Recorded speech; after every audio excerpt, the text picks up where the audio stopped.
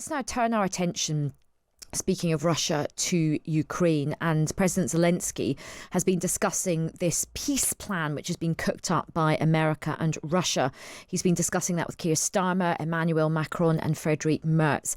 In a statement, they all stressed that a solution would have to fully imply Ukraine preserve its sovereignty and guarantee its future security. Let's listen to what Sir Keir Starmer had to say. We all want a just and lasting peace. That's what the President of America wants. That's what we all want. And so we need to work from where we are to that end.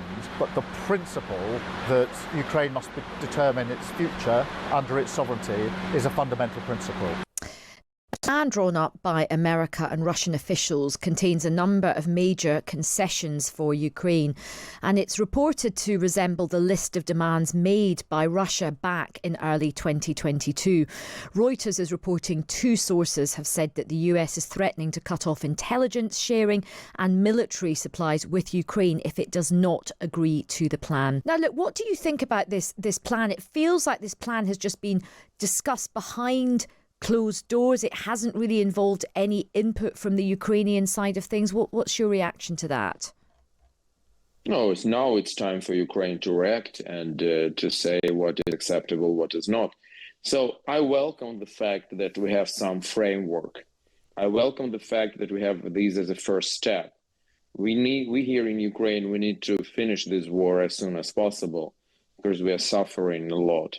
But definitely not all what is in this plan, which was first published by me, and yesterday evening I put it in my social media, and this plan now is discussed, and I think definitely some of points there are unacceptable for Ukraine, and now it's time for diplomacy to work and to happen, and we need to make it these conditions better. But in general, we need to move ahead because we need to stop this war. And in terms of this plan being drawn up, do you feel like this is a plan that Ukraine can negotiate on, or do you feel like this is just a wish list for Vladimir Putin, because it's very similar to those list of demands made by Russia back in early 2022? You know, I think it would be unfair to say that it is just Russian list of what they want, because Russia, at the beginning, they wanted to wipe off Ukraine from the map of the world. They failed, and now they even don't speak about this. Russia demanded the whole regions which they partly occupied. Now, at least about 2 regions, there is no more such demand. There is point about Zaporizhzhia nuclear power plant, that it will be that the electricity produced there would be split 50-50 between Ukraine and Russia. So we can say that there are a number of things which definitely are not something which Russia wants before, but definitely there are still some things which there probably were proposed by Russia, and this is normal process of negotiation. So they are putting some maximum demands, then we are giving back ours, and then with the mediator help, who mediator now is the United States, we will try to find the common ground, and I think it's possible. And what do you think it's possible? Because it does feel like there's been no real progress made on these negotiations. And for you, I mean, it sounds like you're quite reasonable coming into this, saying, look, there's a deal to be done. You're saying that lots of Ukrainian people do want there to be a cessation of fighting. But for you, where is there a deal to be done, and what are your red lines from a Ukrainian perspective? My personal red lines are something which I've said from the very beginning of all these attempts, that I think there are just 2 red lines. First is non-recognition of occupied territories as Russian. Yes, Russia will continue to control these territories, and unfortunately we can't kick off them from these territories today.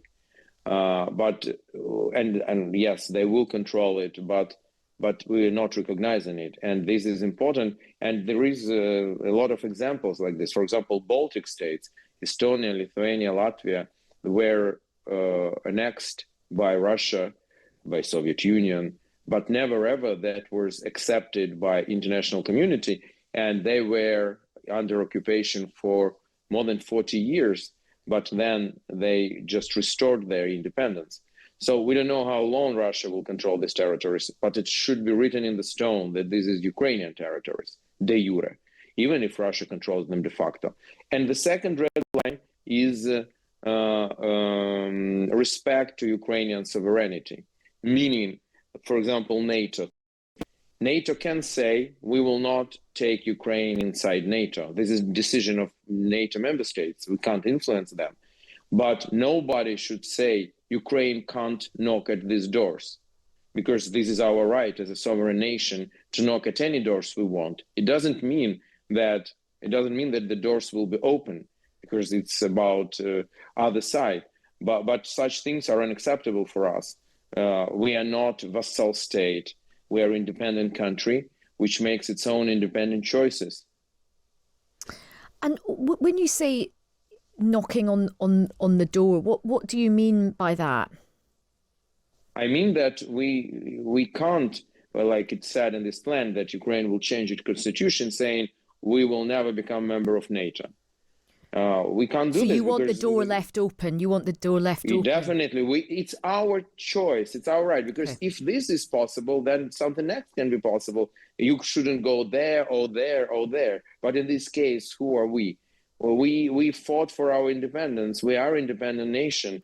And we are not going to be in Russia's sphere of interest. We are not going back to these imperial practices at all. So again, if it is important, the United States as a member state of NATO and other can make this, can promise this to Russia not to take Ukraine. Unfortunately, we can't do anything with this. That's the right of member states of NATO. But we don't want to be just limited in this. Okay, that's a very, you still want to have that agency in terms of what you might want to do in the future. And final question to you. President Zelensky has faced a number of corruption allegations at home recently. Tell us what the mood is like in Ukraine around those allegations, and do you think this has weakened his position? Yeah, we are very angry. I think that's the best answer. People are very angry with these accusations and the fact that President Zelensky, business partner, ran away from the country after receiving suspicion from the anti-corruptional bodies. So definitely Zelensky is politically weakened today. And me personally, I think that he should not run again. By the way, he promised it in 2019 that he will never run for the second term. I think it's time for him to remind this and to promise this to Ukrainian people and to do this. But today he is our president. Is our commander-in-chief. He should end this war. After this will be elections. And for the moment, there is no anti-corruptional bodies are not saying that he was personally involved in this corruption. That's something I hope was not the fact and is not the fact.